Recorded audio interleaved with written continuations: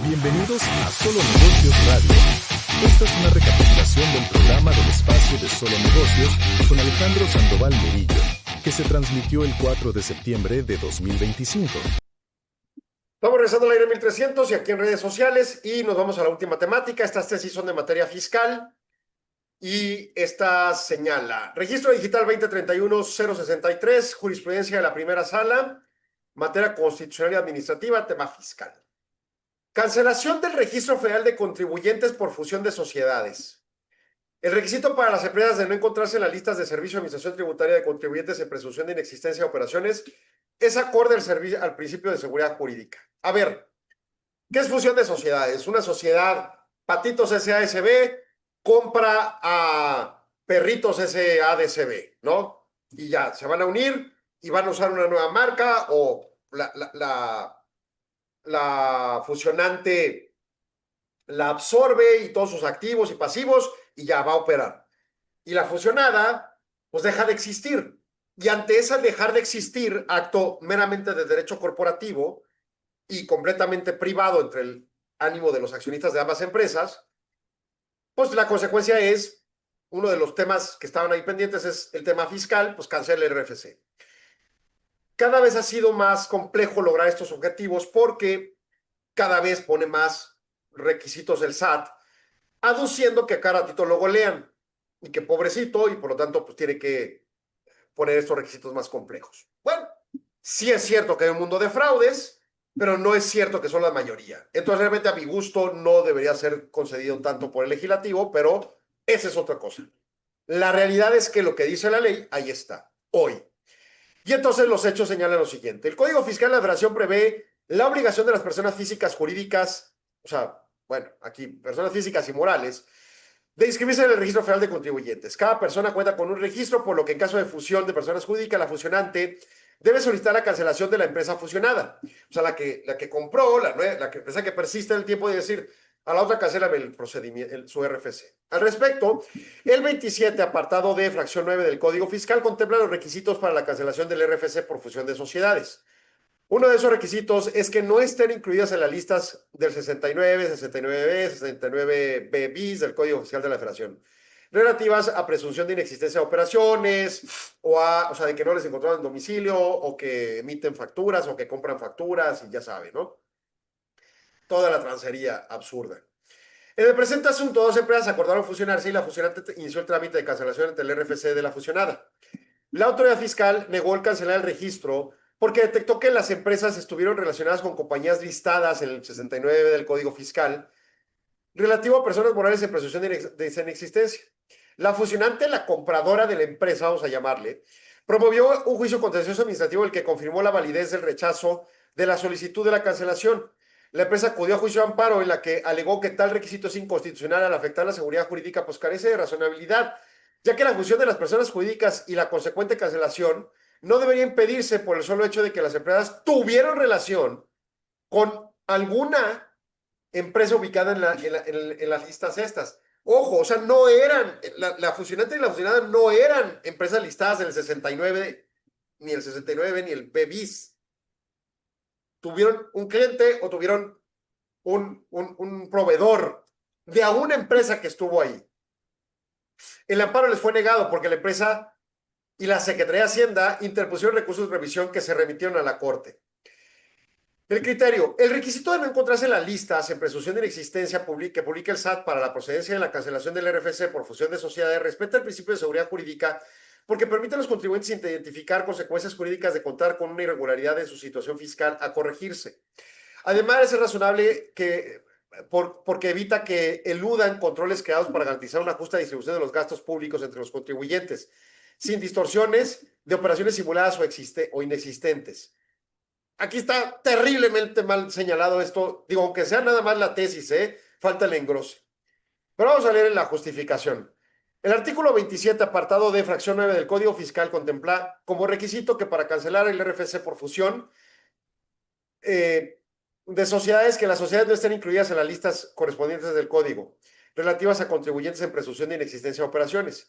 Las publicaciones de estas listas en el diario oficial pretenden dar a conocer a los contribuyentes estos listados y a quienes sostuvieron relaciones con estos, con irregularidades relevantes que ambos corrijan su situación fiscal. Porque la correcta situación fiscal de las personas contribuyentes, ya sean físicas o morales, conduce a alcanzar los fines establecidos en el 31 fracción cuarta de la Constitución en torno a la distribución equitativa y proporcional de la contribución y sostenimiento del gasto público.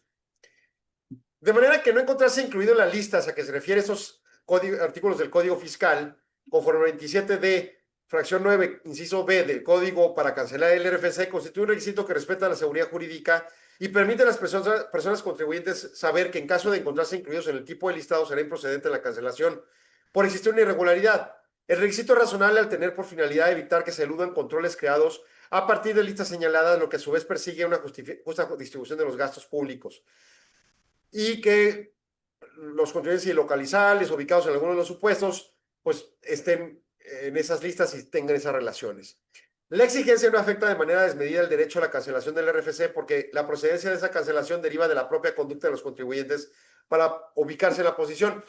Ok, a ver, está mal escrita esta cosa, ¿no? Para empezar. Miren, aquí en el criterio jurídico dice, es razonable porque evita que se eludan los controles creados para garantizar una justa distribución de los gastos públicos entre los contribuyentes sin distorsionar las operaciones simuladas o inexistentes. O sea, sí entiendo que quieran justificar todo el mundo fiscal con este ánimo justiciero de, ay, el gobierno existe para la justicia social y que el gasto público. Sí, pero luego hay diputados que se compran casas de 12 millones de pesos o senadores o no sé qué sean y no tiene ninguna lógica lo que está pasando en el gasto público gubernamental. Ni se construye un Tren Maya o un Dos Bocas con todas las ineficiencias inherentes. Entonces, a mí me parece un abuso de la Corte que esté justificando en el gasto público sus argumentos fiscales. Debería ser nada más en el tema de ingresos por el 31 fracción cuarta de la Constitución y hasta ahí. Ni se metan en el tema de gasto, porque el gasto es sumamente cuestionable y es hasta ofensivo a la inteligencia que metan estos temas, ¿no? Bueno, y además basta con el 31 fracción cuarta de la Constitución, ¿no? Bueno, ahora, esa es una opinión. El otro tema es, a ver, y esto no lo aclara la tesis, las empresas fusionantes y fusionantes, ¿estaban o no en las listas? Porque es cierto que si tú compraste facturas y la delincuente es la facturera, pues tú vas a aparecer también en las listas. Pero si no fuiste localizada y aún así vendiste algo, quien te compró, considerándote su proveedor, pues no tiene por qué estar en ninguna lista. O si aparece en la lista por esa consecuencia, pues eso debería aclararse. Porque si la fusionante y la fusionada no están en las listas, no veo por qué tengan que estar sancionadas. Si uno de sus proveedores está, bueno, puedes pedirle, oye, tienes que quitar la deducción de ese gasto o lo que corresponda, pero fuera de eso, al final del día, no tendría por qué haber este problema, porque no debería estar en las listas. Ahora, si se sujeta a estar en las listas, pues obviamente ahí sí tendría una razón de ser la negativa, porque primero extraíte de la lista, quitando todas las relaciones con esos proveedores irregulares, y entonces adelante. Pero si no están en la lista de la fusionante y la fusionada, sino terceros, a mi parecer no es coherente la resolución, ¿no? Pero bueno, es una jurisprudencia, así que otro elemento de riesgo a contemplar y decir, tengo que estar revisando. Y hay otro problema muy delicado en el manejo de esas listas. ¿En qué tiempo estamos hablando? Porque si yo hoy compro algo a un proveedor y ese proveedor hoy no está en las listas, hoy ese acto es deducible con su factura y su pago transferencia electrónica y la razón de negocio y la materialidad de que sí me entregó la cosa y punto. Pero si en un año esa empresa se mete en las listas, ¿por qué carajos tengo que yo tener culpa? ¿No? Y peor de que si en un año se mete en las listas por un acto ocasionado en un año o en 6 meses y no cuando me fue suministrador, me genere conflicto. Ese es un tema que a mi gusto no está claramente definido en estas mecánicas legales. Probablemente haya tesis que lo resuelva, pero no en las legales. Y eso da una manga ancha, demasiado ancha para la autoridad. Y finalmente la última tesis en materia fiscal, 2031-076, tesis aislada también fiscal, primera sala. Declaraciones fiscales en medios electrónicos. Su presentación extemporánea genera multas que respetan el principio de proporcionalidad de las sanciones. Otro tema que yo creo que tiene mucho tiempo claro, pero bueno, aquí se clarifica más. Hechos. El Código Fiscal prevé diversas infracciones relacionadas con la falta de cumplimiento de las obligaciones en materia de la presentación de declaraciones, solicitudes, documentación, avisos, información o expedición de constancias, así como del ingreso de información a través de la página del SAT. Entre las conductas sancionables, el 82, fracción primera, inciso D del Código, establece una multa graduable entre un mínimo y un máximo para sancionar la presentación extemporánea de declaraciones fiscales en medios electrónicos. En el caso, una empresa incumplió la entrega oportuna de 3 declaraciones de impuestos federales, por lo que la autoridad le requirió la presentación. Una vez que el contribuyente cumplió el requerimiento y presentó sus declaraciones por medios electrónicos, la autoridad le impuso 3 multas porque las presentó extemporáneamente. En consecuencia, la empresa promovió un juicio de nulidad de la que reconoció la validez de las multas.